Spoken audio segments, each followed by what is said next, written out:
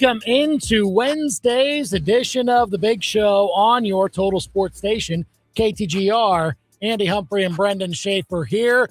We have a fix, I believe, to the college football bowl system. We do? Right?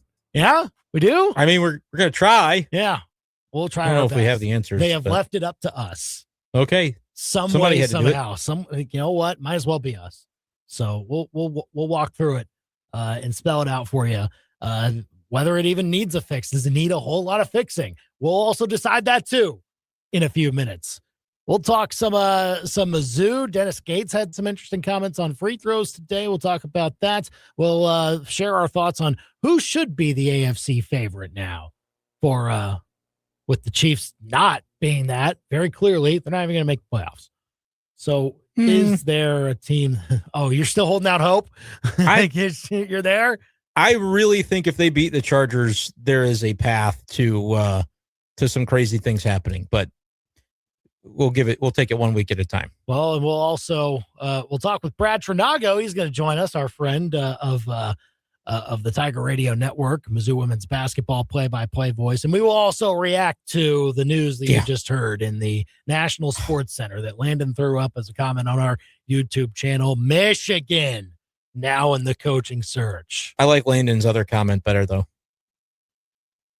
Yeah, it's a bad record. He's asking That's what Andy, it is. Andy, what is the Chiefs' record right now? It's a bad one. What's the numbers that correspond to its record, though? You can see what it is. It's like 6-7 or so, something like that? Yeah.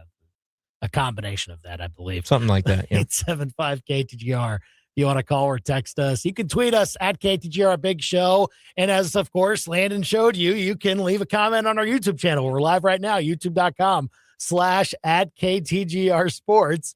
You can do the same thing on Facebook, facebook.com/KTGR Big Show. We're live right now. Now, the Big Show's Big Deal. Some more accolades for Mizzou football players. We heard about all SEC the other day from the coaches' side. The AP also named Ahmad Hardy as a first-team all SEC player. They also named him the SEC Newcomer of the Year. I believe the coaches' side of it, the SEC released Trinidad Chambliss as the Newcomer of the Year from Ole Miss, which is also a very worthy selection, and at the quarterback spot, you can understand that. But Mizzou, of course, getting set for the Gator Bowl on Saturday, December 27th. Mizzou women's basketball tonight plays bragging rights against Illinois. Tigers trying to extend their winning streak to 6 games and get to 10 wins on the season in mid-December. That'd be pretty impressive. Tip-off 6 p.m. tonight. 5:45 pregame start right here on KTGR, and that is the Big Show's Big Deal on this 10th day of December 2025. You can call or text us here at 875-KTGR. We'll fix the bowl system in a bit, but let's talk about Sharon Moore. There's so much. Okay, let's talk about that. Landon, we appreciate you, by the way. You're awesome, too. Great stuff from Landon. Yeah. You don't want to talk about the fact that there was a video posted by a Washington State writer who thought Kirby Moore was in Pullman, Washington, and then Gabe Yarman said, no, that's not him. That also happened today. Yeah, we're still getting some coaching carousel goodies. Just when you think it all starts to die down, yeah, man, there's a lot going on suddenly. There is plenty to discuss here. Who knows whether that was the case? I mean, obviously, Gabe DeArmond has info, which is obviously good. He said info. That's not him. Absolutely good at his job, as we know. And he said it's not him.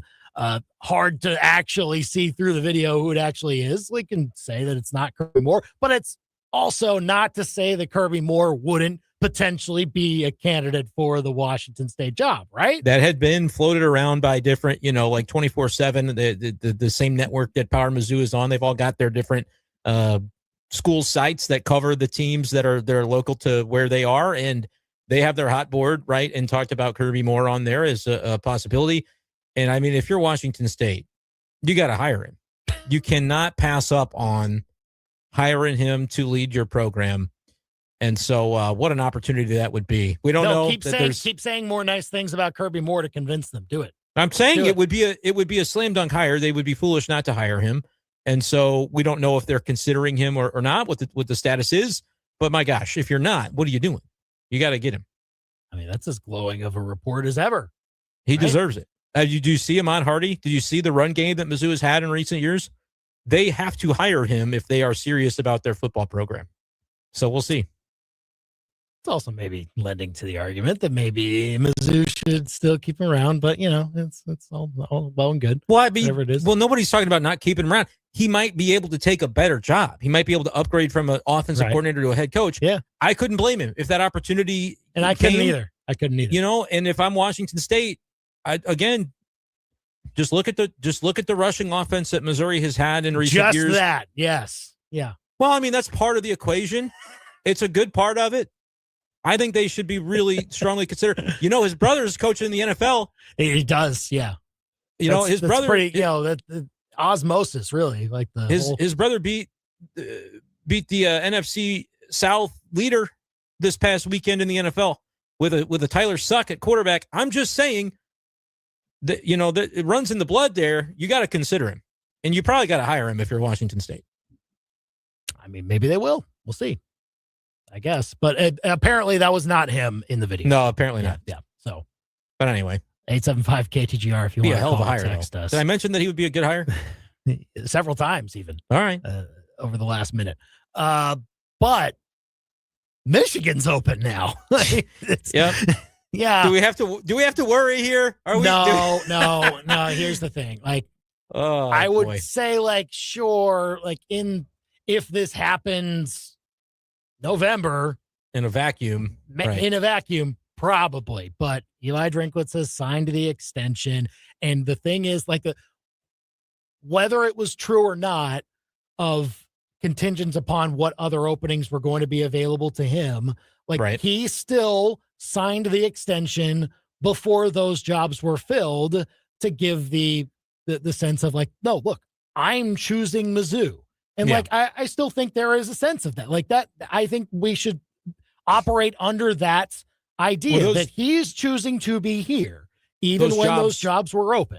And those jobs were like Penn State, LSU, Florida, Auburn. Where does Michigan rank? I would put it in a pretty much the same level as Penn State, if you ask me. Like I would put it higher than that, but and I would say that that's possible. Like there's upside more to it.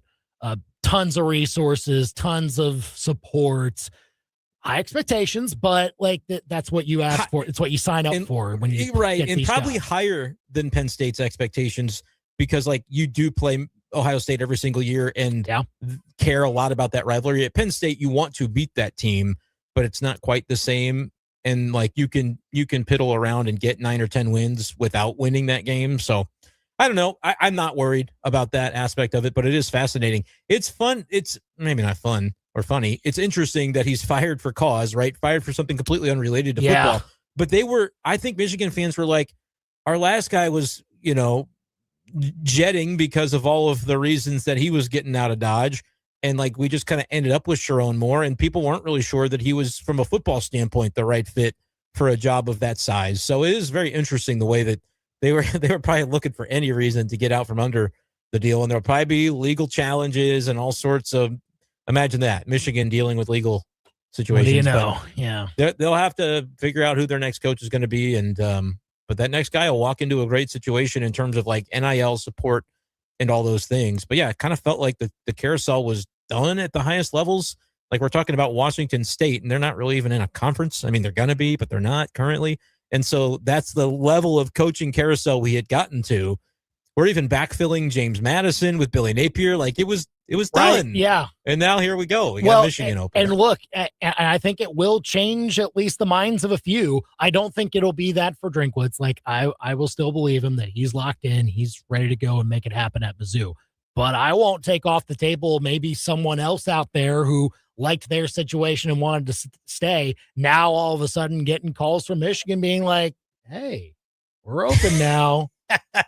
Slide into the DMs. Like I decided to pull up Power Mizzou just to see what people are saying on the board. Man. One of the comments says Matt Campbell right now, and he's just like the GIF is enraged of the fact that his timing was so. You know, well, you remember finally, the way that Penn State got him. Apparently, their initial contact to him didn't quite get through, and he didn't know that they were interested in him or something. Yeah, like that was how does that? Golly. Maybe that's the reason these search firms. We got to stop talking down on the search firms because they'll at least get the right phone number for the guy. Right? You know, like that's crazy that they something so simple. Who knows? I don't know if we'll ever know the full story of the Penn State coaching search. I guess we need Penn State to win like a national championship with Campbell so that they'll be more open to the people involved can talk about the winding path it took to hire him. You might need things to go really well before that full story ever comes out. But yeah, what a weird hey, I did say for a while, it doesn't feel like the biggest twist of the coaching carousel is come yet. And then everything kind of went to form. Kiffin went to LSU like people thought. Summerall to Florida, like nothing crazy happened. Yeah. And then bang, Michigan opens up. Maybe that was the twist I was waiting on. But I'll be curious to see because like if it's a sitting power coach that takes that job, then their job opens up and then we get another round of carousel. 875-KTGR. If you want to call or text us with your thoughts on Sharon Moore getting fired for cause, as was announced not even like a half hour ago, just all of a sudden popped up. I mean, there have been rumors swirling around apparently locally there, I'm sure, but now it is official that he's done and they're looking for a new head coach. In the meantime, it's still bowl season very soon. Yeah. And like with teams that are pulling out of bowl games, and I think the main culprits, like we've talked about Notre Dame, obviously, and that's just, pettiness, and it bears repeating more and more that the biggest brand in college football would look down upon this type of part of their sport and be like, no, we're good. The interesting thoughts of it are like, how do you prevent teams like Kansas State and Iowa State essentially signing up for the financial ramifications of, yeah, we're not going to go to a bowl and we'll take your fine. Right. Like from their conference and for doing that. So like, how do you prevent that going forward is maybe what is mostly tied to preserving the bowl system, making the best that it is, in addition to like, okay, who plays in it, who opts out, trying to limit opt-outs as much as possible, things like that when it comes to the transfer portal, which I think is, I mean, at least from Mizzou's side of it, we haven't, usually at this point in time, we know more about who's leaving through the transfer portal and won't be playing in the bowl game because of that. But right now, it's only two, right? That we know about. Two guys that didn't play. Through the reports, and guys that barely got in the field. And so, like, maybe there's more coming before the bowl game. We don't know, but it seems that those types of opt-outs have been limited by the portal moving back because not everyone quite has made their decision yet because they have more time to make the decision. Maybe these opt-outs could be discussed in the next week or two, though. Sure. Like it's still ongoing and we don't know who's transferring out. And like the Eli Drinkwitz indicated on Tuesday of like, well, this week, some of the guys who are getting their NFL draft grades are going to get those back this week. And then that will probably determine their thought process, which NFL draft is a whole different thing when it comes to opt-outs. Like I take those because the NFL draft is always going to be there. I don't see a fix for that. But how do you fix it to get as many people engaged within the program as possible and also avoid schools just saying no to it entirely? Is it moving them to a certain date? I've seen other ideas of, hey, let's have them start the season instead of. I think that is one of the dumbest things I've ever heard of in my life. Okay, why? I don't understand. Like, is that bowl game going to then count toward the next season's qualification for bowl games? Like, what are we? It's a completely different team by the time the next season begins. Right. It's not even the players that. Yeah, I couldn't think of anything dumber if I tried. Is my first reaction to that. Well, that's the biggest hurdle to it. Of like the players that earned their spot to that bowl game might not necessarily be the ones that are playing in it. Certainly the seniors, they don't. Largely, you will have at least 25% of your roster, probably closer to 40% gone for most teams because of seniors and NFL draft and transfers. So, and then the second question of like, well, does it count? because that's a new football team playing for a new season. You're going to bake that into next year's qualification for rankings, CFP, everything. It's not. I don't get that one. Bowls are supposed to be played in the winter. Nobody's ready for a bowl game in August, and I'm pretty anti that idea. Yeah, I mean, the plus side to it, I would argue, is, are we excited about college football right away when it's the bye games, essentially? It's the FBS versus FCS. It's the all these teams playing their G5s. Like, if you started the season with the matchups that we are interested in with these bowl games, if that starts the season instead, does it drum up more attention for it? And obviously it takes care of opt-outs because your team is set, they're ready for the season, and they're going to play it. That the whole counting towards whichever season, I also don't really think matters, in the sense that, if you ask me, I don't really count bowl game wins all that much towards most years. Like, I would think Mizzou is going 8-4 this year. Yeah, I know. I want you to answer that question. If you're playing a game in September on September 1st, and it's a game that team's playing for that season, it's going to count toward that season, right? No, I'm saying don't count the bowl game towards this season, essentially. But still play it the following September? No, I wouldn't do September. I'd do like August. When camp's going on? Move camp up. So do you think this is a good idea? To move I the don't bowl know. Games? What you're saying is the biggest hurdle for me. Is the players, the seniors that earn that spot, and then they're not really reaping the benefits from it. Yeah, the bowl game is the reward for the team that earned it. Sure. To move it to the next year is like nonsense. There's no upside to that. All right, so then what's the better solution? Well, you have to probably incentivize in other ways, and that's usually money. And so, does it potentially mean there are too many of these? Maybe. But I also wonder, like, if it's conference specific. I don't know offhand the teams that have opted out, but I think it's been largely the Power 4 teams that just didn't quite hack it this year. Am I wrong about that? You mentioned Iowa State, Kansas State. Do we know? Those are really the only two that I think were like bowl eligible, aside from Notre Dame. That said, like, yeah, we're ditching this. And that was just bitterness over missing the playoff because they were in it as of last week and now they're not. Yeah. So that's, as much as I do think it's pathetic, I get it that is a unique circumstance.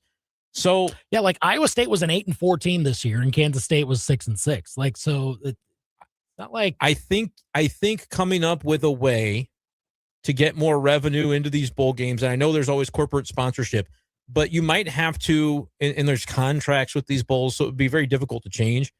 And by the way, the viewership is going to be much higher in December than in August or September as well. Like, there's no question about that you've got people watch, like, the games still happen and there's still money coming in because people do watch them on television.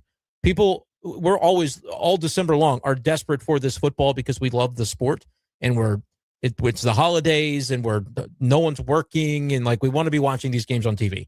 I think you lose some of that if you move it to, well, we're desperate for football in August. Like, that's when we're desperate for football. Like, but I'm just saying, as a society, I think we got more going on in the middle of August, where we're not just going to be hunkering down and going, oh yeah, last year they were 8-4, so they're playing in this bowl. Okay. Like, I just think it's so far outside the realm of possibility that it's hard to even really fathom it. But I do think the viewership is good in December, right? Because everybody's just chilling. And so that's why another reason that it makes sense to keep it where it is. But is this a widespread problem? I would say that right now it's not, but there's a threat that it would become one. The notion of teams just saying thanks, but no thanks to bowls. I don't think 3 teams opting out of a bowl this year we should be going, well, should we move into August? I think that's a disproportionate reaction to a problem that is currently manageable. I could see potentially it persisting and maybe getting worse if we expand the playoff again. Yeah, and I agree with that. So what that would mean is, then what do? You don't move them to August. You find a way to install a system similar to like the MTEs that we're talking about in basketball, where the coaches want to play them because there's a bunch of money and the players can get a share of the NIL money. And you have to probably, for the Power 4 teams, I don't really think it's going to be as applicable to, because if you're Georgia Southern or whatever, like these teams are just happy to have another bowl game and we're happy to watch them.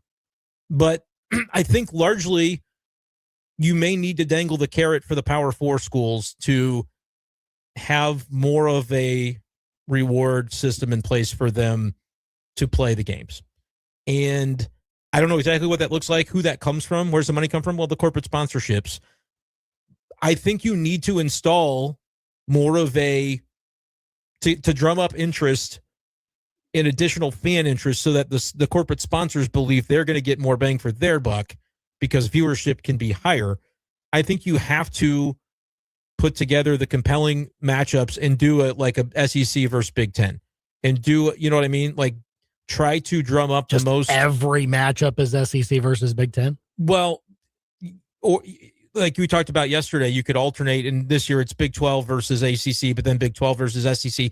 Whatever they need to do, I think it would work best to do it Big 10 versus SEC because I think that's what would get the most eyeballs, and that's what the corporate sponsors will pay the most to have. But right now you have bowl games that are ACC versus SEC, like the one Mizzou is playing in. You have all those sorts of tie-ins that would have to be blown up and reimagined, I think, in order to of establish this type of system. Because those tie-ins don't change underneath the contract that they're in. They have contracts with those conferences to provide a team each and every year for an X amount of time. And it's why like teams like Colorado and Arizona State, they're technically not even tied to Big 12 tie-ins this year because the Pac-12 still had a bunch of affiliations with these bowls and they need to provide those teams. So they're doing that still as old Pac-12 teams.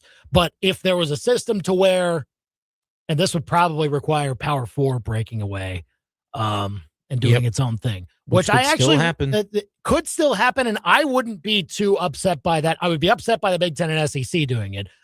But Power 4 still feels more likely to me. I still think it's more likely that it happens that way than but we'll see.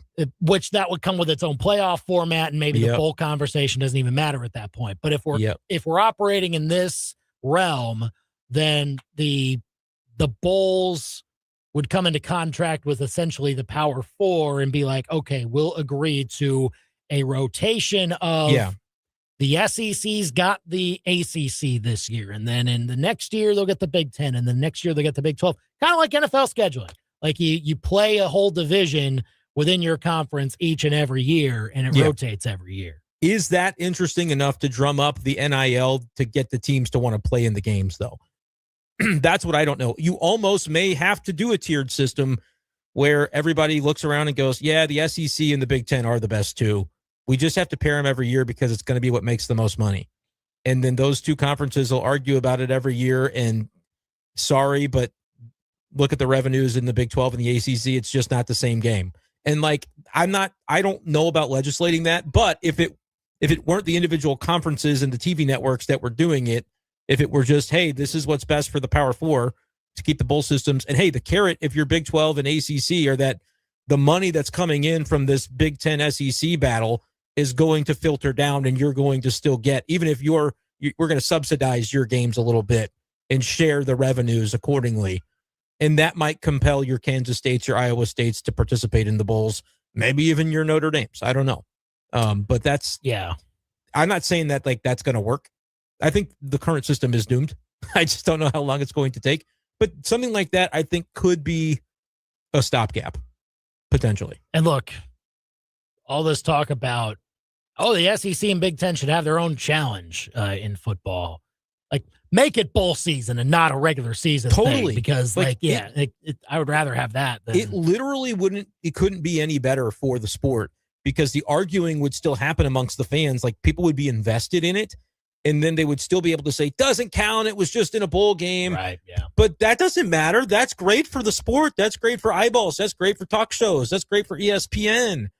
I think you would have to openly admit in the same way that I think this would coincide with an expanded playoff, you might be openly admitting that, you know what, as we figure out the play-ins for the 8 SEC teams and the 8 Big Tens, and the fact that the ACC and Big 12 only get 4, you're going to be admitting the tiers to your system within that. And so you might as well then admit it too and say, the bowl games that people actually want to watch are these, but we're going to still subsidize the Big 12 versus ACC bowls because we're making enough money at the top to be able to give everybody a big bear hug and keep this thing intact. That might be the way to do it, is just to lean into the SEC versus Big Ten stuff in, like you said, what is ultimately meaningless, but it wouldn't be to the fans.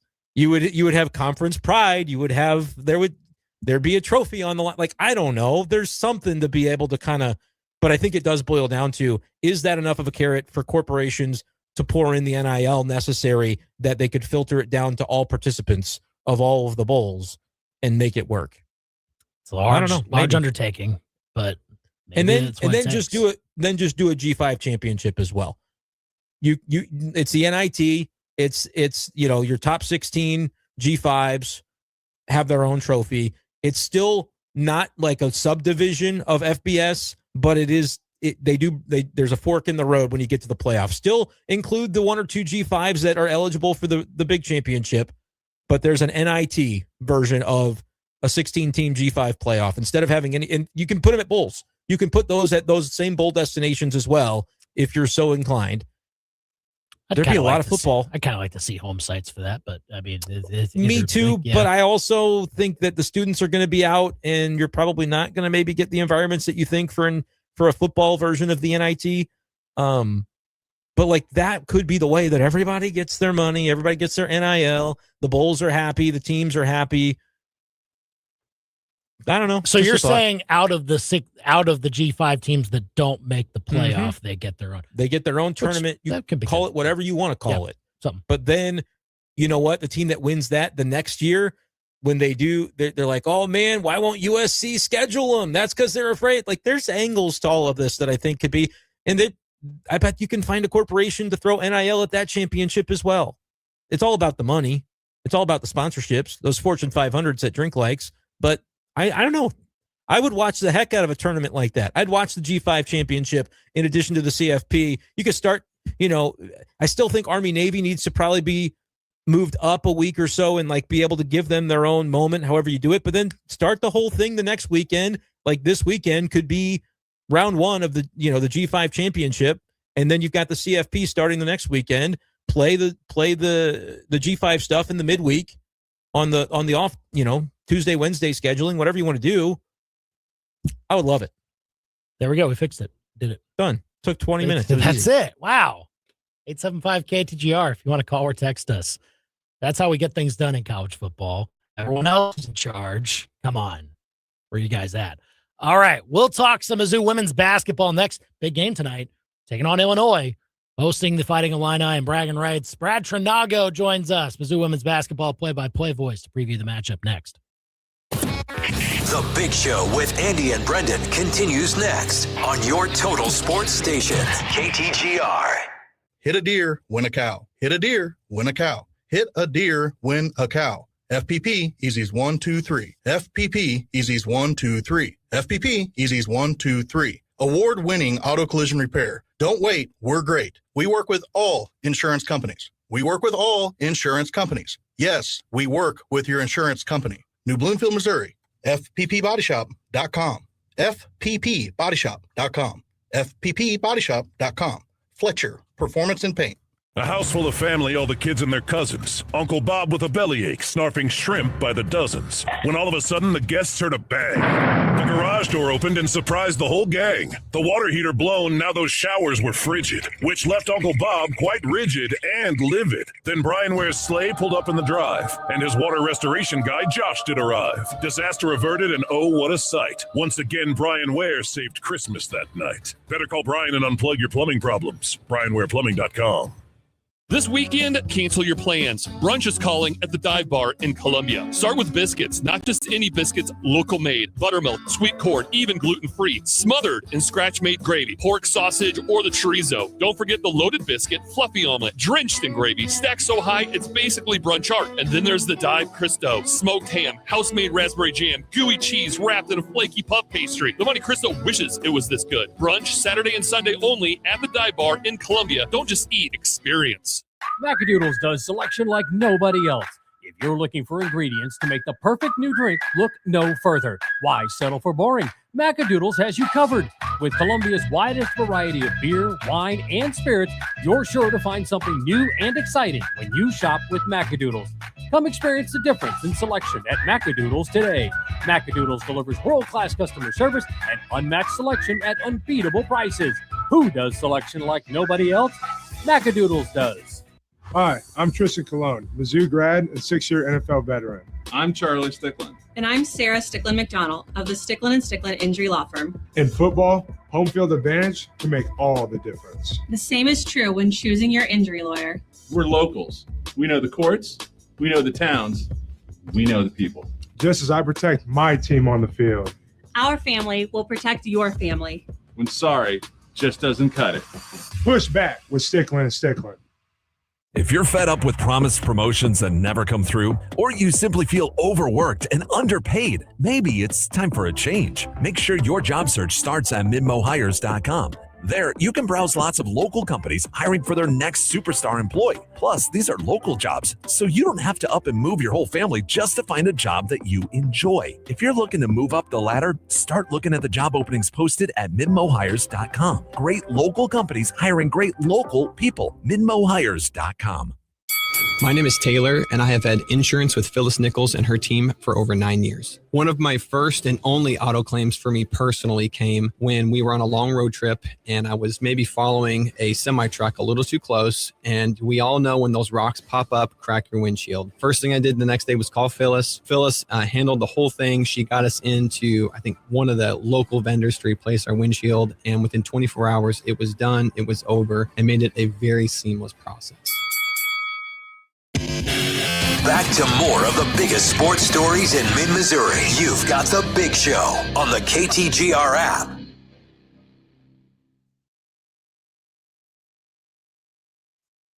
Back here on The Big Show, KTGR and the KTGR app. Hey, once we're done here this evening, we'll send you to coverage of Mizzou women's basketball as the Tigers look to keep red hot and make it a 6-game winning streak. They take on Illinois in the bragging rights game at Mizzou Arena coming up at 6 p.m. Coverage will begin at 5:45. And here to talk about Mizzou women's basketball, of the Tiger Radio Network, their voice that you'll hear later on this evening, Brad Tregnago joins us on the KTGR hotline. And Brad, with this new era, of course, it's now starting to pick up a little bit with a non-conference run. What have you kind of made of it here recently?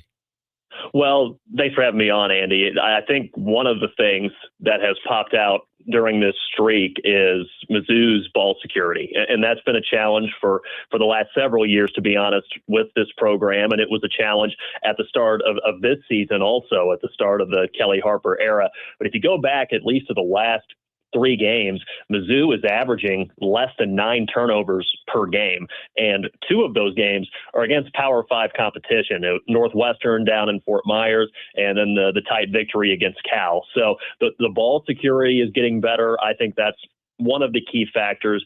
And Coach Harper has mentioned that, it's kind of related to this, to the turnover number and just the overall success, I think, is just a better understanding of her system and what they're trying to implement. And they have a big range of plays, and they've been, steadily implementing those X's and O's as this year has gone along, I think, and we've seen improved execution there. That's helped with the ball security, and obviously it's harder for teams to run at you going the other way if they had to take the ball out of the net. Certainly. So this run, certainly, and maybe not even just this run, but really in non-conference play, we've seen how valuable a player like Shannon Dowell was to be added into the mix, be that threat from the backcourt, as you talked about, and also with the ball security. But how have you seen her jump into this role and really start to become one of the focal points of Mizzou's team already?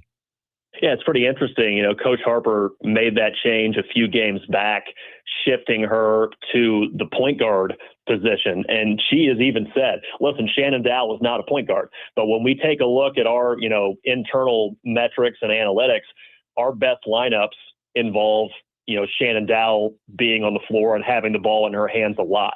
So yes, Shannon Dowell does lead this team in turnovers right now, playing out a position that's kind of understandable, but there's just, you can see it. There's just so much good stuff that happens whenever the ball is in her hands. Such a high impact transfer for this team coming over from Illinois State. She scored in double figures in every single game so far in black and gold. She had the game winning layup in the closing seconds against Cal. She's leading the team in rebounding right now, although she's been mostly playing at a point guard spot. It's 8 boards a game at 5'10". So yeah, she's been able to do a little bit of everything. Has been a major impact. And if Grace Slaughter is number one in terms of the offensive options, Shannon Dowell's right there at number 1A. Brad Tregnago, the play-by-play voice for Mizzou women's basketball here on the Big Show, KTGR and the KTGR app. And then when you complement it with Grace Slaughter, which was the known commodity, but starting to even take steps forward this year. What do you kind of see as that being the tandem going forward for what Mizzou has had in the backcourt, but also just Slaughter's ability around the rim to also be very effective? Right. And, the around the rim part is interesting. So she, for a good chunk of the games last year, there were times where she was at that 4 spot in more of a power forward role. But with the way that the roster has shaken out, you've got Jordana Reisma as a true post player, but, Hannah Linthicum was supposed to be in that spot. We have not seen her yet due to injury. It's unclear when she'll be able to return down low. So Slaughter is either the 4 or the 5, depending on the formation that are out there. And she's really responded to that well. One thing, she's 6'2", but to be honest, the rebounding numbers were not that great through her first 2 years. She's nearly doubling. She's actually more than doubling her rebounds per game compared to what we saw in her sophomore year. So, the scoring's up a little bit at 19 points a game, best on the team. I don't think that's a huge surprise as Slaughter continues to develop. What is really exciting is seeing her go from 3.6 rebounds per game to 7.4 rebounds per game. And she's got multiple double-doubles, including in the win against Cal. She had 24 and 10, 14 rebounds in the game against Bradley on Black Friday, which was actually a pretty tight game. And so she's really, providing that, the offense is pretty much always going to be there. I think we can feel pretty confident about that. But if she can kind of fill into that role a little bit more as someone who can go to the glass for you, especially for a Mizzou team that's pretty undersized and is going to be really undersized in the game tonight and in most of their SEC games, I think that really makes you feel good as we head into some more interesting matchups here in the schedule. Yeah, that'll certainly be the case here as Mizzou gets more of those name brand programs here very soon once conference play hits. And of course, power opponent tonight as Illinois comes to town. But again, we talk about how hot they've been here recently, putting together 5 straight wins. Like the non-conference season, though, hasn't come without some lows also. The Troy game happened where they give up triple digits. That they obviously had to come from behind against a team like SIU Edwardsville to get the win, which not ideal, but you still get the win and you're into this one with still that winning streak. How do you balance what you've seen from maybe the highs and the lows so far as Mizzou prepares for what will certainly be tougher tests from here on out? Well, I think it's certainly still a work in progress with a new head coach, new coaching staff.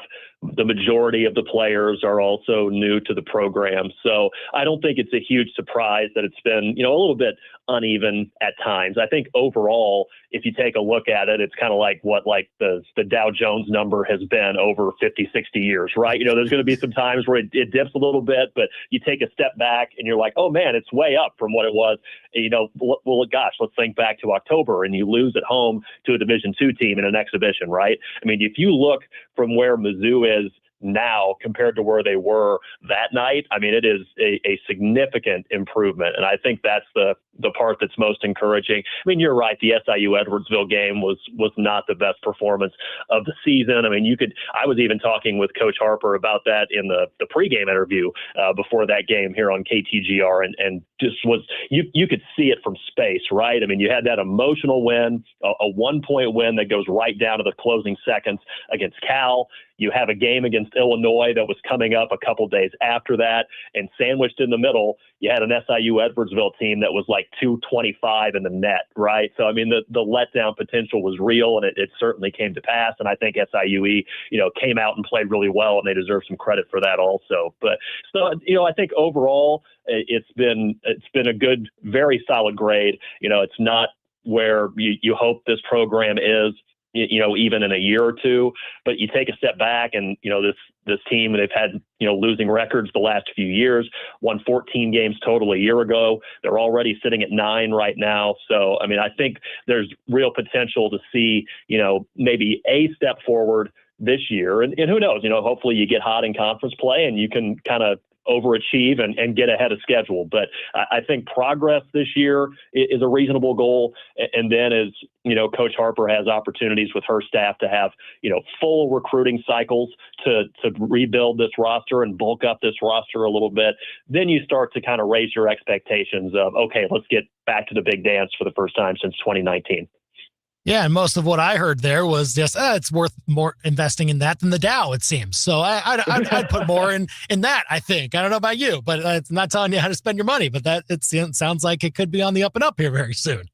Well, yeah, hopefully the bubble doesn't burst for Mizzou women's basketball again in the near future. That's for sure. Brad Tregnago, play-by-play voice for Mizzou women's basketball. They play Illinois tonight. Bragging rights game, of course. That obviously means something to folks around here. And with this rivalry being played a few more often, it seems now on the women's basketball side. I know that wasn't yearly, but now it has been here for the last few. And certainly a big test, I'm sure, for both sides as Illinois comes in at 8-1, Tigers right around that at 9-2. Just how do you kind of expect the matchup to either not be in Mizzou's favor, or what can they use to their edge to try and get the margin that they want?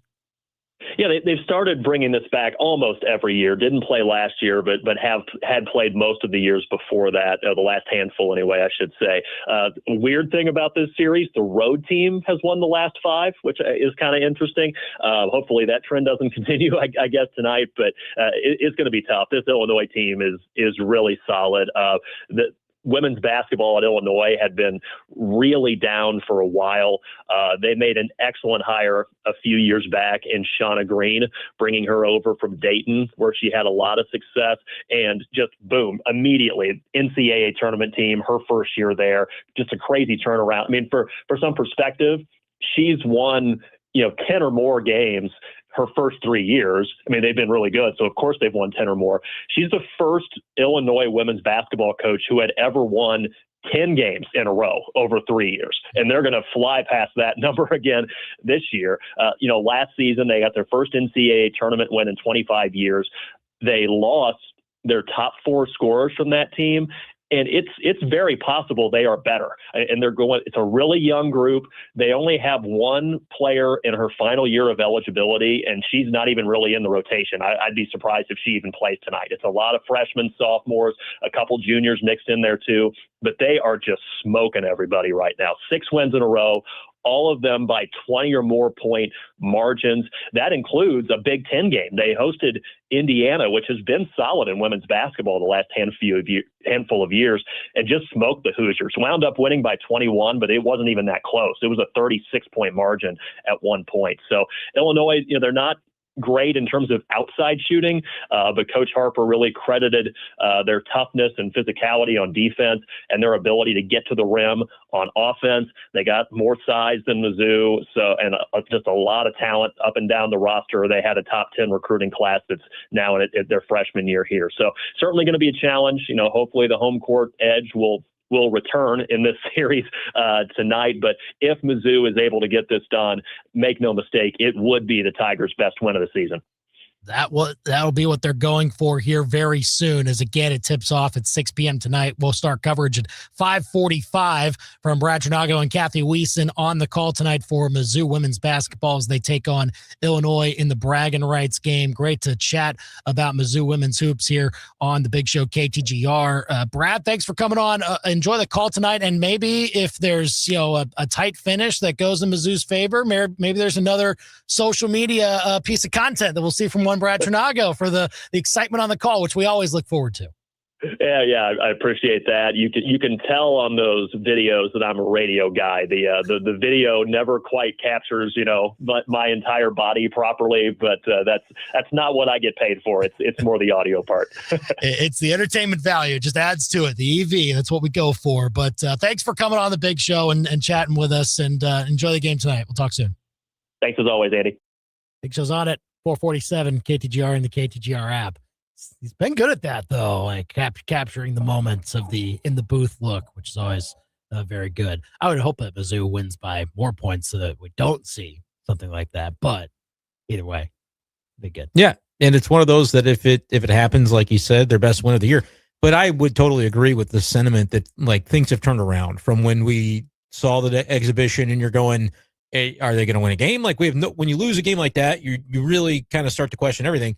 And now it's like, okay, they have held their own and won some really, ever since the Troy loss, which was disappointing, they have won some games where you go, okay, they are certainly establishing some building blocks here, which is really encouraging to see. So stay tuned for that. We'll have coverage starting at 5:45 of Mizzou women's basketball. So we'll be out a little early, but we'll get you to that. In the meantime, under the bus. All right. So Notre Dame still wanted to be a little petty. They eventually corrected this error, but they were trickling it all the way down to their bookstore. That's next. Now, your local sports center update on your total sports station, KTGR. Good afternoon. I'm Billy Jones. This local sports center update is with Lee's Tire Company. If it's rounded rubber, Lee's sells it. Lee'sTireCompany.com. 6 Missouri players earned all SEC honors today. First team honors to running back Ahmad Hardy, offensive lineman Keegan Trost, defensive lineman Zion Young, and linebacker Josiah Trotter. Named to the second team offensive lineman Caden Green and edge rusher Damon Wilson. Missouri will play their final game of the year against Virginia in the Gator Bowl. December 27th, the date for that one. You hear that one right here on KTGR. The women's basketball bragging rights tonight, live from Columbia. We'll have that one right here on KTGR. Tip-off set for 6. Pregame will start right here at 5:45 as Missouri Tigers looking to make it 5 in a row under first-year head coach Kelly Harper. Teams have split the last 8 in the series, but the road teams have won the last 5 matchups.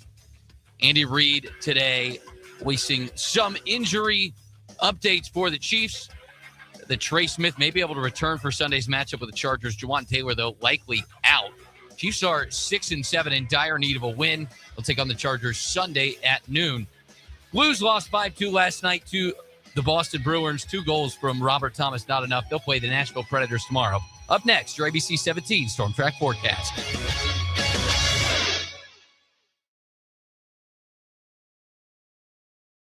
I'm ABC 17 Storm Track Chief Meteorologist Jessica Hafner. I'm tracking a chilly night as winds have died down. Temperatures drop down to about 24. We'll see mostly cloudy skies. Tomorrow, it's mostly cloudy and chilly with high temperatures making it back into the lower 40s. Tomorrow night, expect cloudy skies, maybe even a few flurries, with temperatures dropping to near 30 by Friday morning. I'm ABC 17 Storm Track Chief Meteorologist Jessica Hafner, and that's your ABC 17 Storm Track forecast on your total sports station, KTGR. Hi, everyone. Andy Humphrey here for Advanced Tree Solutions. If you have ever called them up for service on your trees, you know exactly what type of people they are. They're not going to upcharge you. They're not going to beat around the bush. No, they'll come out, inspect your trees. They'll tell you exactly what needs to be done. And they'll even go above and beyond to make sure that they are safe, even doing things that might not cost you anything in order to ensure their long-term health and safety. So you're not only getting the most trusted tree experts in mid-Missouri, but you're also getting a team that knows how to take care of you at the same time. That's Eric at Advanced Tree Solutions. Call him today about tree pruning so he can take care of that. Go to advancedtreesolutionsllc.com. There you can also see their full range of services, tree removal. They also do stump grinding, even commercial snow removal. So if you have a business that needs snow removal later on this winter, Keep them in mind. Your trees will thank you if you go with Advanced Tree Solutions. Go to AdvancedTreeSolutionsLLC.com. A North Pole wind, then a loud crack.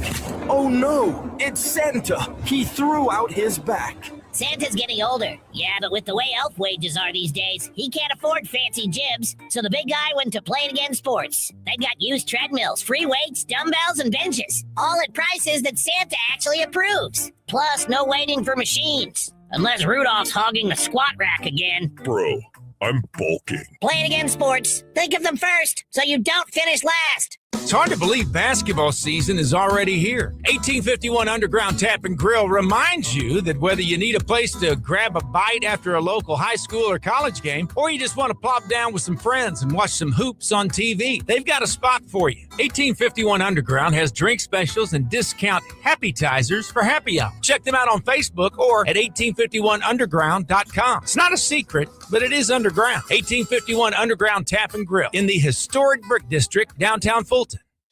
Hi, this is Megan with Fortified Roofing and Siding. We've been with Zimmer for over 7 years. Zimmer helps Fortified Roofing and Siding grow with our brand message and our brand recognition year over year. Coming up with new strategies and brand messages, they allow us to become a business that is recognizable and well known due to our Powered by Puppies slogan. Griffin, what do you think? What's your favorite part of Zimmer?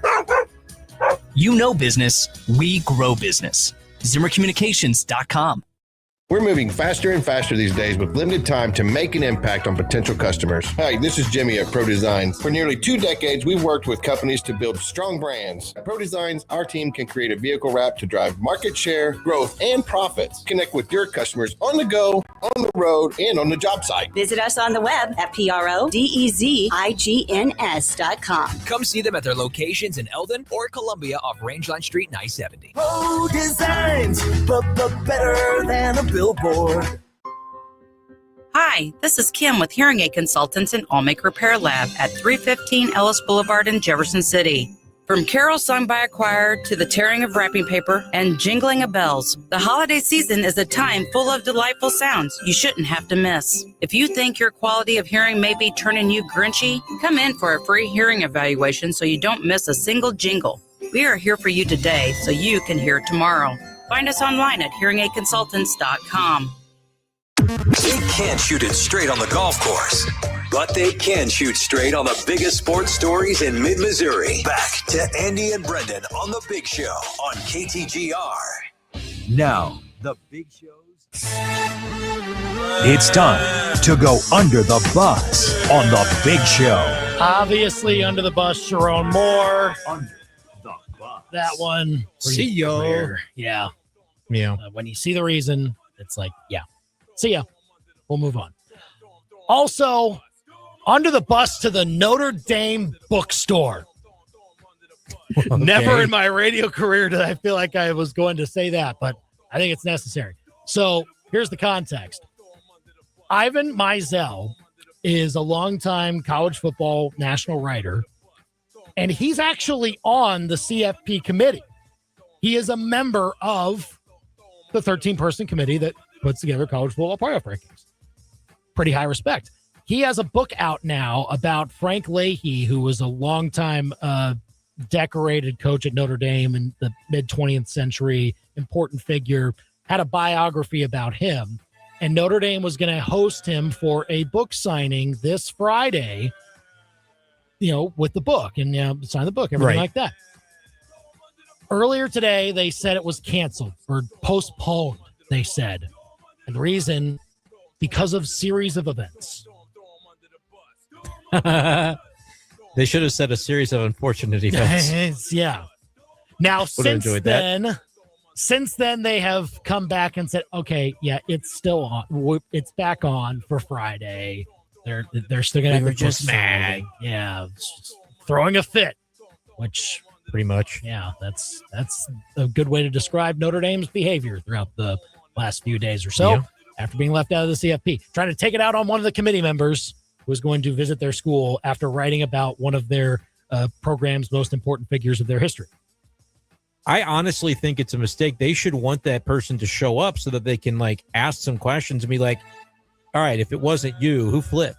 Like, who flipped at the end of this thing to cost us? Like, get info out of it. Well, yeah, but You're not thinking. Maybe he will have Use to your answer to brains. that. Maybe he will. So, like, the event's on still. And they said it was off, but now they put it back on for Friday. So maybe Eisel will have to answer questions for that. And I'm sure he'll do a good job of answering them. A lot better than Hunter Yurchek would. Because I trust his way to form those types of decisions than anybody else. And by the way, glad that there's a person like that on the committee, along with former coaches and ADs and everything like that. Good mix. It's time for the sweetest thing in sports on The Big Show. Last night, Mizzou basketball commit Jason Crow Jr., he broke the California high school scoring record. I believe it's like 3,660 points or something like that, and he surpassed it. And like it's a lot. He's still got like more than half of his high school senior season left. That's pretty incredible. And he's playing for I'm looking forward to that. Looking forward to that kid getting here. That is without a doubt. I mean, he's having. We talk about this year's team. We could use some scoring help. It's on the way. Yeah, it's coming. Just be patient. It'll be here before we know it. Just this season, I just have to get through it. We'll talk a little bit about Dennis Gates and what he said about the free throw situation today. It's not great for Mizzou at the moment. 5:25. We'll discuss. And at 5:05, look, it's not going to be the Chiefs. So who should be the AFC favorite to represent them in the Super Bowl? Who would you stake your case on today? Brendan? You already know. Oh, boy. You already know. We'll get to that. It's time, baby. At 5:05.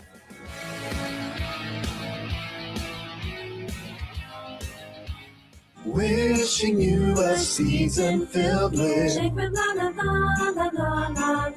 the air is merrier when you get spirits rising back, they're soaring. Here to keep your fire roaring.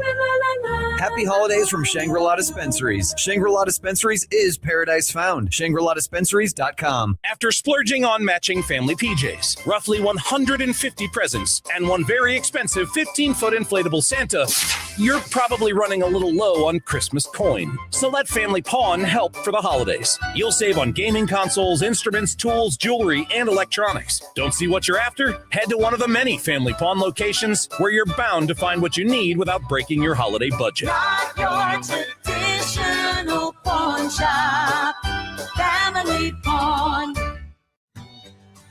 From lean dinners to holiday winners, Pork has you covered. Need a quick weeknight meal? Pork chops. Planning the ultimate feast? How about a show-stopping ham or pork loin? And there's nothing easier than ground pork for cozy comfort foods like soups and meatballs. Make this holiday season your most flavorful yet. Visit tastewhatporkcando.com. This message brought to you by Missouri Pig Farmers and the Pork Checkoff.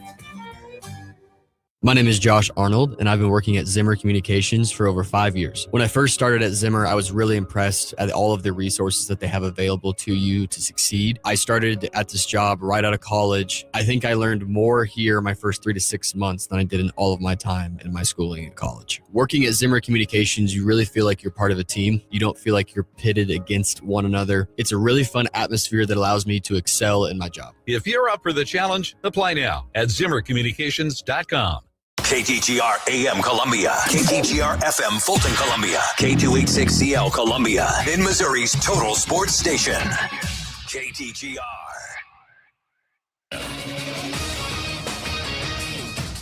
I'm Christine Lisi. Breaking news, Michigan has fired football coach Sharon Moore for cause. A university investigation found he engaged in an inappropriate relationship with a staff member. Biff Poggi is interim head coach. On the day he took part in his first NFL practice in 5 years, Phillip Rivers said he's excited about another NFL opportunity, hopes to start Sunday against the Seahawks. He is being considered as an option for the Colts with the injuries to Daniel Jones, Riley Leonard, and Anthony Richardson. If the 44-year-old Rivers is out there, a lot will be on Indy's O-line, notes our Harry Douglas. Here's the difference between a Riley Leonard or also a Daniel Jones at the quarterback position versus a Phillip Rivers. Both of those guys we knew were mobile quarterbacks. That's not Phillip Rivers. You know, when you look at this offensive line, it's going to be a massive must that they protect him at all costs because he doesn't have that mobility, because he's coming off the couch to play quarterback. A QB decision for the Colts comes at the end of the week. Buccaneers activated receivers Mike Evans, Jalen McMillan from IR. They are officially questionable tomorrow night against Atlanta. ESPN Radio is presented by Progressive Insurance. Keep your career moving forward with growth opportunities, great pay and benefits, and one of the country's top workplaces. Go to careers.progressive.com and apply today. From Faro, 15 to the 10, to the house, Bush, back to the wall, and it's got her. and Arrowhead, Touchdown, Kansas City. to your speakers. This is the big show, baby. Get fresh takes on the biggest sports stories in mid-Missouri. Right now, this is The Big Show with Andy and Brendan on KTGR.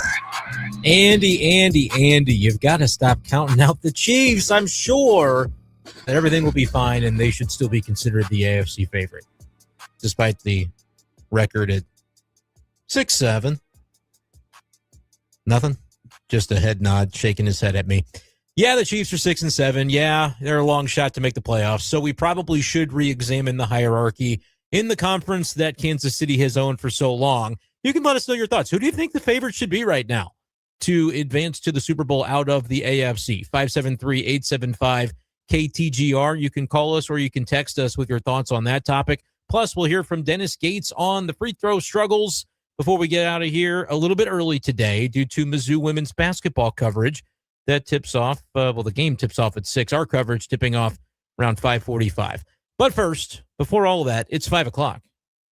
It's time for the Top 5 at 5 on The Big Show. Number 1. If you want to trade away for curtain number 1, you can have curtain 1. So the coaching carousel across college football just got even crazier with Sharon Moore being fired now for cause. Apparently an inappropriate relationship with a staffer is the cause. And yeah, once you hear that, see you out the door. So now Michigan's open. A lot of the big jobs were already filled, and it was kind of around the Lane Kiffin news. Of course, Eli Drinkwitz signed to stay at Missouri before all of those jobs really started to fill up. And I would assume that he still chooses to stay at Missouri. It will be interesting, though, across the rest of the landscape if a sitting Power 4 head coach maybe changes his mind and says, like, hey, that Michigan job's open. That's a really good gig. Won a national championship not too long ago. Can I go and do the same thing? It'll be very interesting as this carousel continues.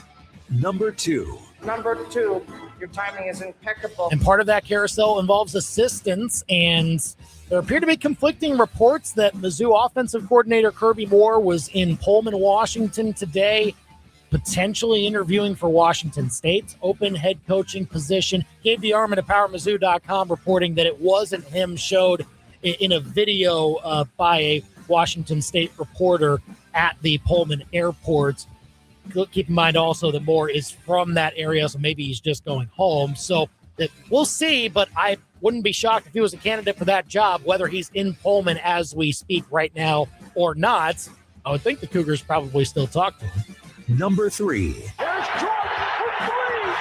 Chiefs did get Trey Smith back at practice today, full participant too, so that's a promising sign for him. But Jawan Taylor, no practice for him, and obviously Wanye Morris out, as Adam Schefter reported, appears to be out for the season. Yeah, look, Chiefs are up a creek without a paddle at the moment. Got to beat the Chargers this weekend to even talk at all the rest of the season about the playoffs. If they don't, it is pretty much done and dusted. Noon kickoff on Sundays. The Chiefs take on their division rival, the Chargers. Number 4. Oh, shanked it. Big one for Mizzou women's basketball tonight. Bragging rights always big. Illinois comes to town. 6 o'clock tip-off right here on KTGR. But Mizzou trying to keep the winning streak going. Extend it to 6 games. As the Tigers could get a feather in the cap once again in non-con play if they beat this Illinois team before conference play starts in about a month. Coverage starts at 5:45 here on KTGR. Number 5. What is the 5 fingers? Say to the face. Slap. Pete Alonso to the Orioles. 5 years, $155 million. So the Mets didn't want to spend that? That's The Big Show's Top 5 at 5 on KTGR. 875-KTGR if you want to call or text us. Like, are the Mets done spending? Like, what's happened? They treated him like trash last year, and like they didn't want him, and they reluctantly signed him to a 1-year deal. I think the saying goes that they were maybe not even willing to go like 3 years on him, and the Orioles were giving him 5. So they didn't even make a formal offer because they were so far outside the bounds of, what they were willing to do versus the neighborhood that he was shopping in, or teams were shopping in for him. I think it's good for Alonso to get out from the Mets, because for as much spending as they do, they never really did seem to appreciate him, which you can argue whether or not that's right, wrong, or indifferent. But like they, second year in a row now where they could have committed to him long term and didn't. It's almost like they were reluctant to get him back last year. Good for Pete Alonso. I don't, first baseman, power hitter, good hitter, but positionally there's not as much value to that. I just think though, at the end of the day, I reward or would like to see the Orioles rewarded for spending on a position of need where they want some pop in the lineup. And I think Alonso is going to he's going to age just fine in terms of his power hitting. So I don't know, they paid a bunch for him, but like it takes making those types of deals, I think, to get the competitive roster that you want. The Orioles really took a step back this past year, more because of their pitching, but it's good to see that they look at their young core and say, hey, we don't want to squander this.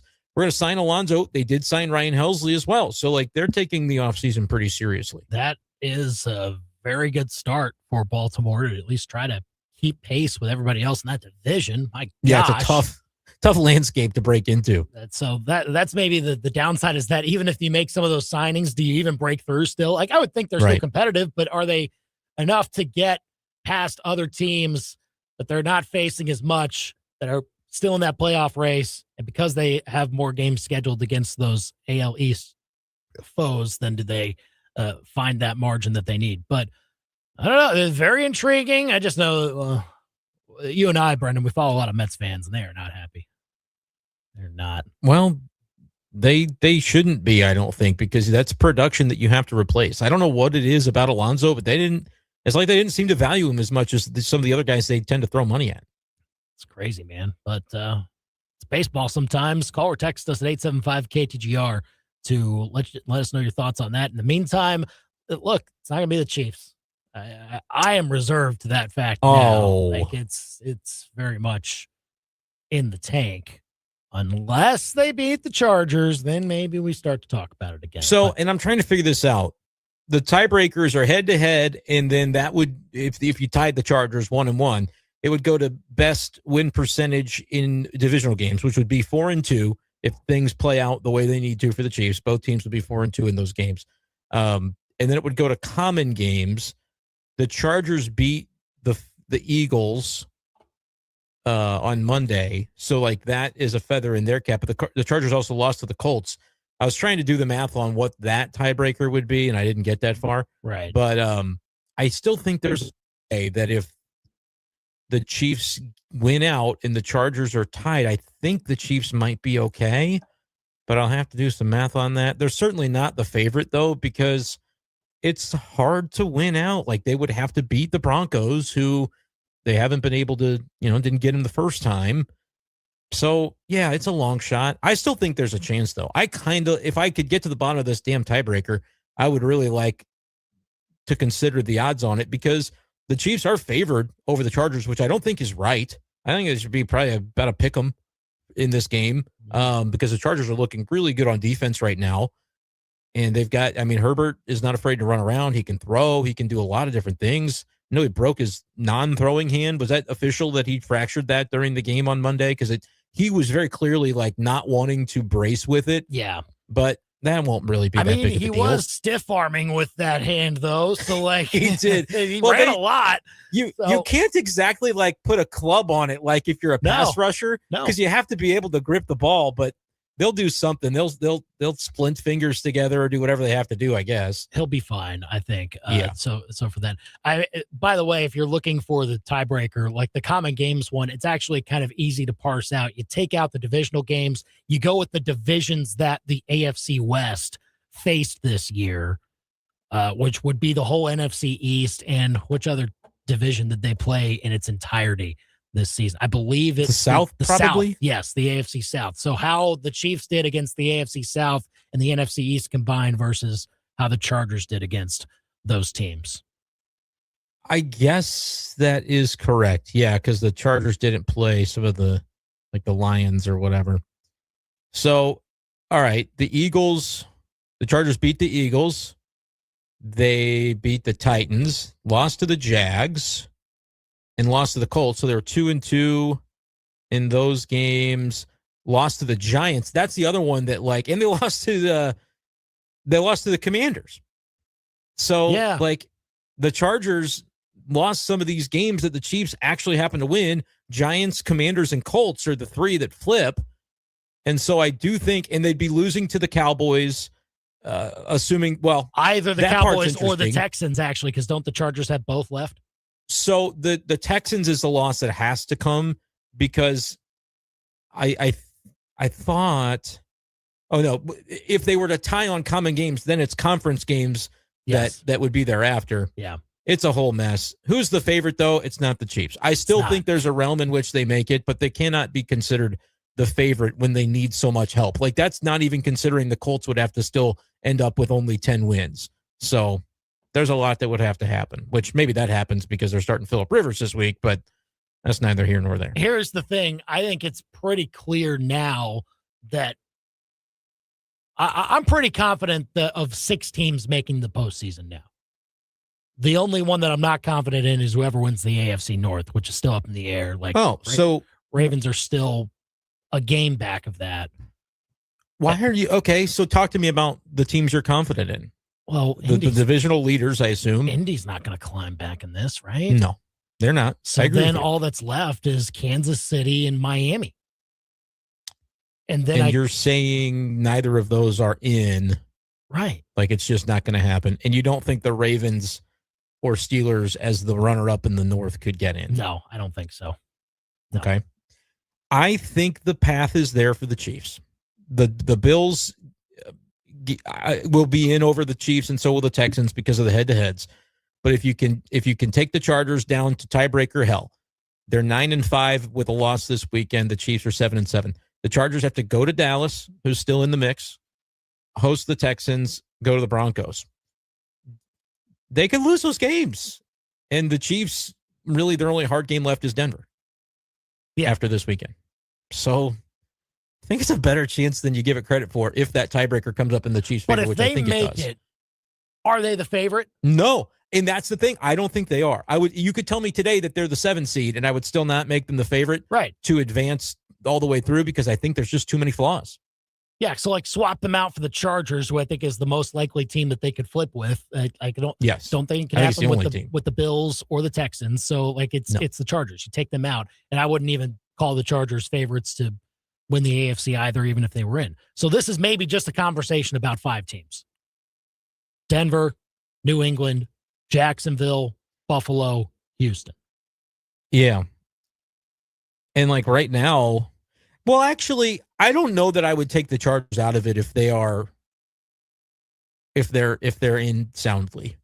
I don't think I would pick them. I would just say though, their pass defense is very good, and Justin Herbert is playing in a manner that would lead me to believe he could lead a team to the Super Bowl, especially if he's not dealing with Mahomes. And maybe he dodges. You see, I'm already trying to talk about him. He dodges Josh Allen potentially. I know. What an ignoramus. That's my answer, though, if I may. I don't really care what seed the Buffalo Bills are. I think that's my answer. If you're giving me a head-to-head, even if they have to go on the road to Denver, they have to go on the road to, we're going to see them play the Patriots this weekend. I think I would lean in a playoff setting toward the Bills in those instances. They'll have to run throughout the road unless they can. If they beat the Patriots this weekend, which I think they are favored to do, there is still the realm in which their seeding ends up being pretty juicy. They end up getting the home field for the most part. I don't think they can catch the Broncos because I just think the Broncos' schedule remaining is too easy. But the Bills can get home field other than when they play Denver. I think they could still get the 2 seed. And I think they would be in good shape. Buffalo has left that Patriots this weekend, so that's a big swing game for it. Browns, Eagles, Jets. I mean, conceivable, right? 2 gimmies, and then the Eagles one is kind of spiraling up in the air. Team. Yeah. I do have to correct myself, though. The Broncos are playing all playoff teams the rest of the way. I don't know why I thought they had an easy schedule. Packers, Jaguars, Chiefs, and Chargers. So other than the Chiefs, it's playoff, like teams that are currently in the playoffs. Yeah. But Denver could lose 2 of those 4 and still be 13-4. And I don't know. But that's what not I don't think that's enough for the 1, by the way. Don't think so. 13-4? No. I think you got to get to 14. I think a team can get to 14 here. A team can. Who do you think will do it? Probably New England. So let's look at their schedule. Well, and like they're interesting. Best coach, obviously, in the conference. If they beat the Bills this weekend and they're hosting it, if they beat the Bills, it's happening. Yeah. If they beat the Bills and the Lions beat the Rams, I am cashing that Drake May ticket. But I need those 2 things for Drake May MVP to happen. I think they go to the Ravens, to the Jets, host the Dolphins. They're winning at least 2 of the 4, I would have to think. And they'll probably be favored. Maybe they'll be favored in Baltimore. That's a Sunday night game on the 21st. At Baltimore. Oh, the Ravens. Not the Ravens. The Patriots, I think. I think the Ravens will be favored by like 1.5 or 2.5. 1.5. Okay. I mean, unless the Ravens really look bad this weekend against Cincy, I think the Ravens at home could still be favored. Like the Bills are favored -1.5, and the Patriots are hosting this game now. It's hard to say that the Patriots, like I think they get to 13. I'm pretty confident in that. I don't know that they get to 14. I think they could drop one of the final 3: Ravens, Jets, Dolphins. So if they are the 1, does that make them the favorite? Patriots, I don't really think so. Yeah. Like we already did see though the notion of Patriots going to Buffalo and winning. We're going to get to see the Bills going to New England, and maybe that's the question. If we see them play well in that one, we'll say, okay, we've seen them do it on the road against this team. It will be a closely contested game, and really I think it's the defense of the Bills that worries me. But at the same time, it's like Mike Vrabel's going to have the Patriots defense schemed to succeed against Josh Allen like they did the first time they played him. This weekend will tell us a lot about that. But I still feel like, would I be crazy when the list of quarterbacks that are going to be in this field, it's Bo Nix, Drake May, Trevor Lawrence, Aaron Rodgers, potentially, that's where he's currently slotted, or a banged up Lamar Jackson, Justin Herbert, CJ Stroud, or Josh Allen. I think I trust Josh Allen the most of that group. A quarterback it's not the whole team, but that's still kind of what my default is to go, Josh Allen's in the field and Mahomes isn't. I kind of feel like I have to go with Josh Allen. For sure. It's especially if they get a seed like, say they get like the 5 seed, and maybe there's an upset in one of the others, and then they like avoid the 1 in the divisional round, essentially. Oh, right, because the lower seed could win. If a 6 or a 7 beats their team, and then like they would be the lowest seeded team, so they would face whoever the 1 is. And if it's New England, then Buffalo would avoid New England and they get to the AFC Championship. Yeah, like you could see a scenario where if they're the 5, they beat the AFC North champ. Let's call it the Steelers for now. And like the Jaguars, right? Or if get upset, or if the Chiefs get in and they're the 7 and they beat Denver, something like that. Or the Chiefs would be the 7, right? Yeah, you're saying, yeah. And if Denver were the 2, theoretically, and something like that happened, right? And you would also avoid the Chiefs, by the way, in that until the AFC Championship. Exactly. The Bills are positioned, I think, really, really well. And there's another realm where your Texans end up winning the South, and the Jaguars are more in that 6. So, like I think if it's Buffalo, Jacksonville in round 1 in Buffalo, Buffalo is going to be favored 6.5 points or so. Feel pretty good about that one. There's a lot of ways that this can whip into form for the Bills to where, like, for me, there is the aspect of like they're not really safe yet. But I think that we'd be crazy to think they're going to lose like their last 4 games and miss the playoffs. So they're going to be in. I just feel like it's a warpath for Josh Allen. And so for me, I don't know if they're the favorite. I'll look and tell you who the actual betting favorite is. That's the only team I want to bet on, though. because I just feel like you're going to get a little bit more juice for the fact that they're not the 1 seed. They're not this dominant force right now. If you had to guess, who do you think the betting favorite is right now? New England. I could tell you that you're right, but if you had said the Broncos, you'd be right. If you'd said the Bills, you'd be right. They're all tied? On DraftKings, they're all plus 370 to win the AFC. So it's kind of a cop-out. That's insane, man. But, I think it's right because we look at the Patriots and the Broncos and we go, yeah, I see your record. I don't really know if you could beat Josh Allen in the playoffs. And we see Josh Allen and go, well, I know you can do it, but can your team come along with you and do it in maybe a bunch of road games if you don't beat the Patriots and find a way toward that division? So I think it's probably right. This whole segment, we're asking the question, who's the favorite? There isn't one. All these teams are razor thin on the margin, and your Texans are fourth at plus 550.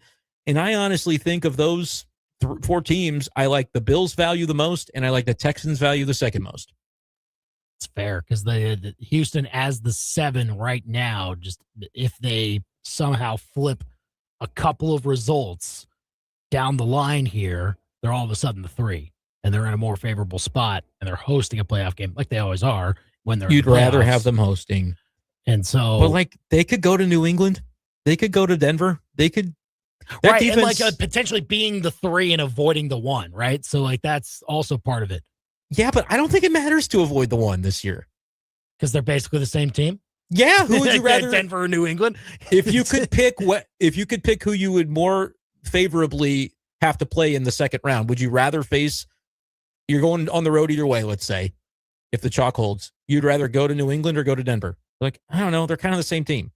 So pick your poison. We're gonna have to play our best game and go win a football game. But I think that's true either way. There's not this daunting number 1 or number 2 seed that is just unshakable if you're a Houston Texans with that defense. I do want them to get some Cody Schrader involved because I think they're going to need a run game to win in the playoffs. Woody Marks was out of practice today. No kidding. Yeah, didn't practice along with Nick Chubb, who didn't practice. And I knew Chubb was banged up. Right. I would love to see kind of some early down Cody Schrader with Woody Marks being more of a satellite back that I believe him to be. And you may need to have Woody Marks miss a week first before we get to see that. Yeah. But Cody Schrader, I mean, they've used Marks a lot. I would think that at least this year, Marks is the guy. I know. But he's not efficient, I get though. it, though. I understand. He's not efficient between the tackles. He's a really good receiver. Yeah. Look, I'm not saying I think it's looking like Schrader might get a bit of a shot here. Dude. And it's against the Cardinals. That's an okay matchup. He can showcase a little bit. Just get him 10 or 12 carries. Even if Marks plays, get him 8 carries. Yeah. And you'll realize that he's probably going to give you more than Nick Chubb at this point, even a healthy Nick Chubb. Nick Chubb is just not, he's got miles on kind of there. Yeah. He's got miles on those knees, It's just what it is. Give Cody a shot. He's only been in the league 8 years. It shouldn't be that way. Only 8 years? Is that how many? Pretty sure. 8? Yeah. That's 8's a long time for a running back. Well, nowadays, yeah. I mean, it's any day. That's a running back. You get 8 years out of running back. A little bit longer than that. Not often. But no, I understand it's a position that's hard to sustain a ton of longevity. You get a 4 to 5 year window of your prime, and he's beyond that now. So it's we'll see. I'm just giving your Texans some love because I do think that defense is going to make them a problem. Look, that's what keeps them in every single game. It's just you saw what their offense turns into every so often when the Chiefs started getting home on them. They'll go into pumpkin mode every so often. So that's what you got to worry about. That's why I can't really call them the favorite either. No, they don't have enough consistency on offense to be considered that. But yeah, the 3 teams tied at the top, I think it is the pick out of that group, whatever it is. I guess I would say New England today. I really had to. Oh, Mike Vrabel's team. Drake May's team. Yes, sir. That's how I identify it. But yeah, they've got the upside offensively, the defense, the coaching. I will say the coaching, and also the seeding to probably be the team that I think is the most threatening and is the most well-rounded. If the Bills had their number one seed, I would say certainly the Bills. That's where I've put my money is the Bills, because I think they've got as good a chance as anybody to advance from the AFC. I don't think they'll beat the Rams in the Super Bowl, but they might. So I like Buffalo right now. Call or text us. Who's the favorite in the AFC? 573-875-5847. You can chime in and let us know what you think about that. Since the Chiefs, more than likely, will not be in it this year and will not be considered as a favorite because they'll be most likely sitting at home during postseason time. Up next, Dennis Gates had interesting comments today about the free throw shooting, and now it's kind of affected Mizzou's offensive production this year. We'll get to that before we get you to coverage of Mizzou women's basketball as they take on Illinois tonight. We'll have all that next on KTGR. Follow The Big Show on Facebook, X, Instagram, and YouTube. And keep it here on your total sports station, KTGR. Hi, everyone. Andy Humphrey here for Lee's Tire Company. It is getting to be holiday time, and that means slick roads a lot of the time. So make sure that your tires are in tip-top shape. If you need new ones, now's a great time to get some at Lee's Tire Company, because right now they're running a special where you can buy 2 tires and get 2 free on Mastercraft and other select brands. That's right. Buy 2 tires and get 2 free. That'll save you a ton of money if you need new tires or you just want to switch them out for the winter time. You can do that too with Lee's Tire Company. They have an excellent service team at all 3 of their locations that can get your car serviced for these winter months. And of course, they are the tire pros in mid-Missouri. I've gotten my new tires from Lee's Tire Company. You should do so too, especially now. Buy 2 tires, get 2 free on Mastercraft and other select brands at Lee's Tire Company on the Business Loop in Columbia or University Garage by the MU campus or their location in Centralia. If it's round and rubber, Lee's sells it. Lee'sTireCompany.com. And now the doggy dedication with Kretsch's Custom Exteriors. This week's letter comes from Coco in Columbia. Coco writes, "Dear Kretsch's, my human's been whizzing off his new deck nonstop. I've never seen him so happy. But while he's making salty lemon snow cones, I don't have a place to pee of my own. If I had a wood fence to whiz on, I could unleash my freedom stream from a 3-legged lean. Well, Coco, Kretsch's Custom Exteriors can build you that fence to splatter your bladder. Kretsch's Custom Exteriors. True beauty is on the outside." Hey, y'all, it's Molly from Billiards. How in the heck are we already in December? What happened? You're telling me I'm not ready to go back to work. Santa, what have you been doing all year? All kidding aside, I've been prepping for the big day. At Billiards, we've been prepping too. Just this weekend, Tom cut 500 pounds of fries. That's enough to fill your sleigh, Santa. Boogie on down for burgers and beer. Billiards on Broadway. Molly, would you deliver to the North Pole? Only if I can use your sleigh. You've got options for what you can do with your money. So asking the right banking and investing questions matters. But who you ask is just as important as what you ask. At Commerce Bank, we have 160 years of experience helping people like you get the most out of their money. No matter your questions, we have proven financial solutions and strategies that we can tailor to meet your needs. Working together, we'll find your answers. The only answers that matter. Commerce Bank. Challenge accepted. Member FDIC. Electrical issues don't mix well with swirling winds and plummeting temps in the winter. You need a trusted local team of electrical experts in your corner. That's Midway Electric. Whole home generators, security systems, service and repair, and more. So when the nights get longer and chillier, let the local experts at Midway Electric keep the lights on. And right now, get $500 off a whole home generator installed now through the end of January at Midway Electric. Powered by people with pride. MidwayElectricInc.com. If you're tired of telling that one guy that, yes, meetings are mandatory, and you're done doing so-and-so's projects because, well, they just couldn't get to it, then maybe it's time to revamp your team with MidmoHires.com. Post your open positions along with a description of the job, pay, location, and other info too. You don't have to put up with someone's shenanigans for much longer. Post your openings now at MidmoHires.com. Great local companies hiring great local people. MidmoHires.com. Tired of calling Andy and Brendan? So are their wives. Then shoot them a text right now. 573-875-KTGR and become part of the Big Show.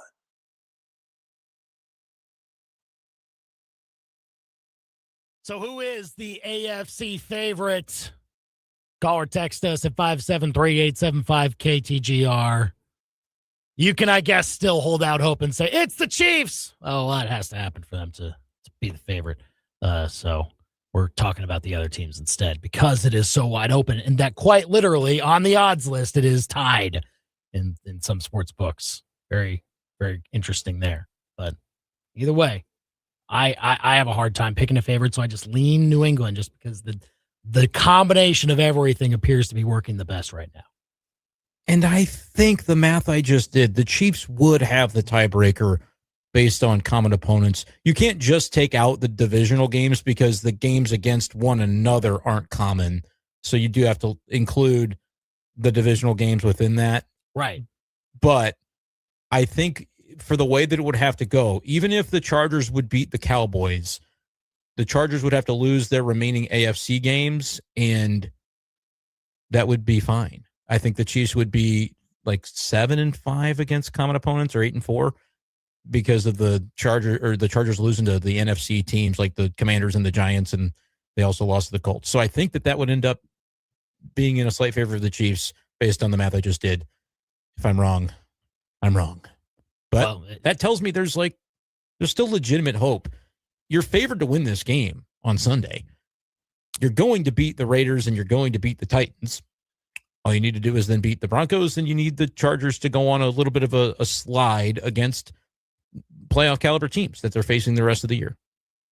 It will be interesting. It all starts with this Sunday as they take on the Chargers at noon at Arrowhead Stadium. So first things first, got to get that done. Have to have that one. So we'll see if they can get it. We'll get some Mizzou basketball thoughts here in a bit. Do want to mention, though, we're 1 week away from a very important day on our station and really in mid-Missouri. Our Commerce Bank 1-for-1 holiday food drive is coming up next Wednesday, December 17th. Each and every year, you do such a good job coming through and donating to benefit the food bank for Central and Northeast Missouri, who then goes out and reaches folks who are food insecure in our community, and they make sure that they don't go hungry this holiday season. And certainly over the last couple of months, it's been the need is greater than ever, essentially. So there are going to be a ton of ways that you can help us out during our Commerce Bank 1-for-1 holiday food drive. Get all the details on our KTGR app. You can call the Missouri Pork Association phone bank numbers there. You can also text the word food to our call-in number 573-875-KTGR, and you'll get a donation link. You can donate online thanks to Dunkel Distributing.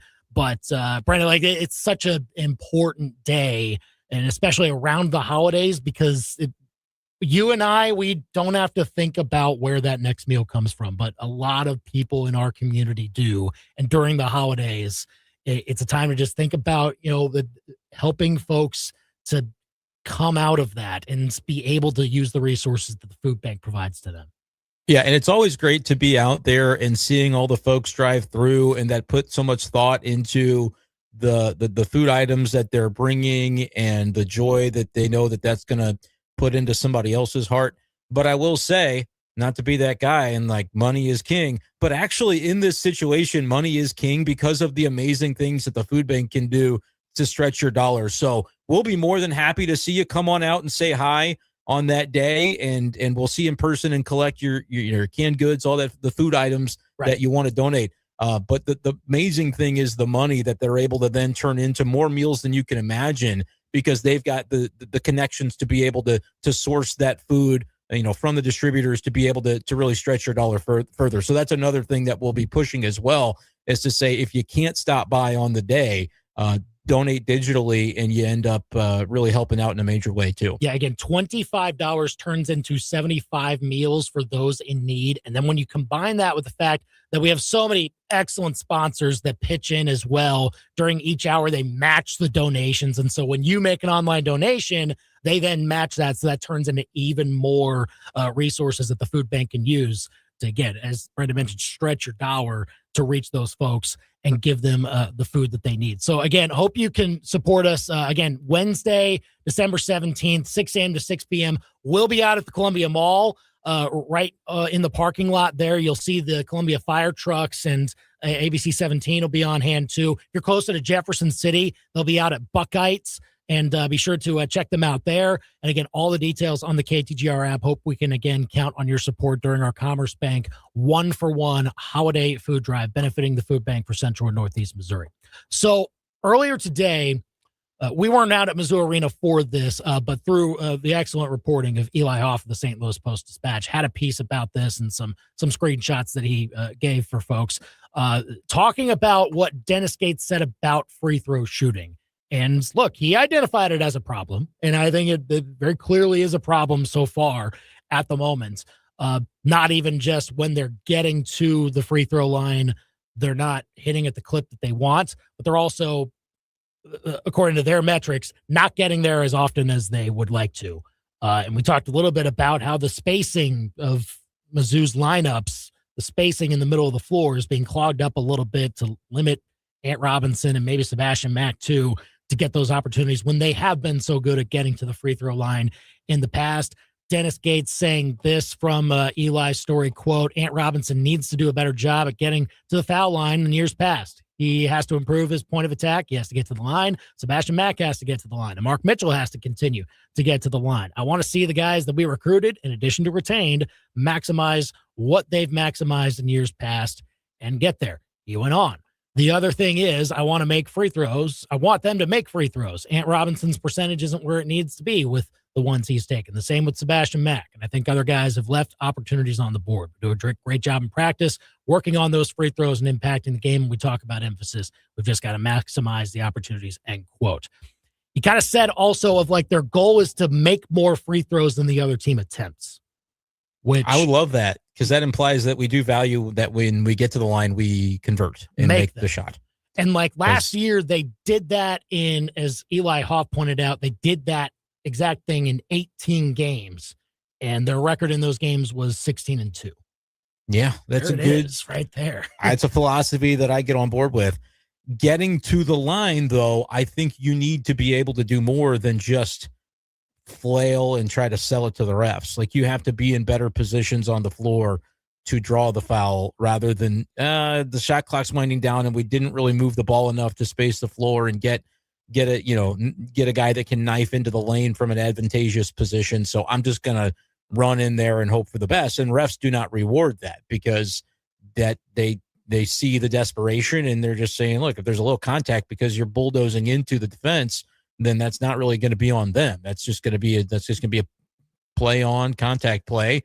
And Mizzou was not rewarded in the Kansas game for that, because it's kind of the way that they played offensive basketball. So yeah, I like the idea of getting to the line, as long as you are also prioritizing making them. That should be a given. It's free throws, but it's not a given. We've seen that at times as well. So getting there is half the battle. But if your strategy is like to sell out to get to the line, but you're a 60% free throw shooter, then we maybe need to evaluate a little bit of a more effective way to do these sorts of things. But I generally agree that, the end goal is admirable. How do they achieve it? Better ball movement, better spacing is what we've yet to see.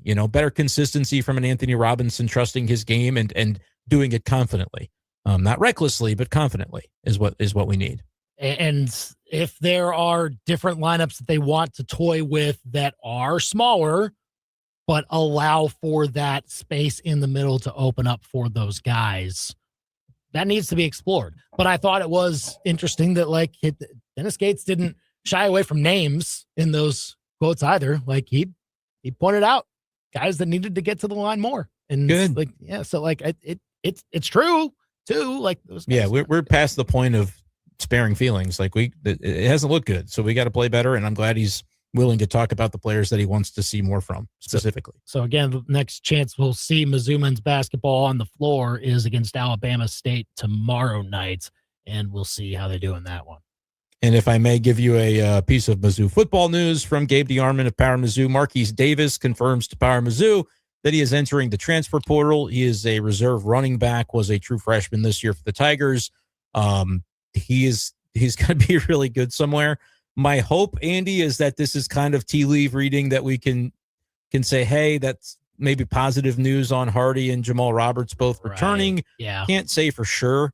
but that would be my hope because those two were so darn good last year. And Davis should be playing somewhere right away because I think he's a talented player. So we'll see what that ends up meaning, but could be the next Kwan Lacey that goes somewhere and has a lot of success, but that'll be just okay as long as Mizzou keeps its guys that are studs at the top of the depth chart. He had a 100-yard game this year. He's really a good player, and he's ready. When you're running back, I don't blame you one bit for wanting to, transfer to play because you talked about Nick Chubb, 8 years, like that's an outlier at this point. You've got maybe 6 good years counting college to be able to show your wares as a running back before that the toll it takes on your body really catches up to you. I'll be rooting for Marquise Davis. I just hope it means that our other top 2 on the depth chart are going to be sticking around. Yeah, we'll see the whole ramifications of that. But that coming down from KB Armand at PoweredMizzou.com not too long ago. So thanks for joining us today. We're stepping out early because you're about to hear Mizzou women's basketball coverage. Tigers taking on Illinois in the bragging rights game. Brad Tregnago and Kathy Wiesen on the call for that. We'll see you at 4 o'clock tomorrow. He's Brendan. He's producer Billy. I'm Andy. We're done for now.